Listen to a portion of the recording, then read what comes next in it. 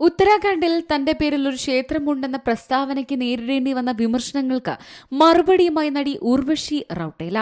അടുത്തിടെ ഒരു അഭിമുഖത്തിൽ നടി ഇക്കാര്യം അവകാശപ്പെട്ടത്.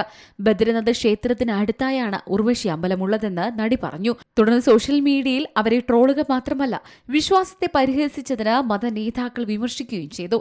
മതവികാരം വ്രണപ്പെടുത്തിയതിന് അവർക്കെതിരെ നടപടിയെടുക്കണമെന്ന് പലരും സർക്കാരിനോടടക്കം ആവശ്യപ്പെട്ടു. ഇതിന് പ്രതികരണം നൽകിയിരിക്കുകയാണ് നടി.